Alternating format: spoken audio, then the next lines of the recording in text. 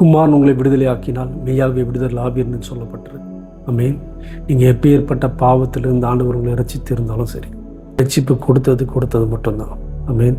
ஒருவன் கிறிஸ்துவுக்குள் இருந்தால் புது சிருஷ்டியாக இருக்கிறான், பலவைகள் எல்லாம் ஒழிந்து போயினன்னு சொல்லப்பட்டிருக்கு.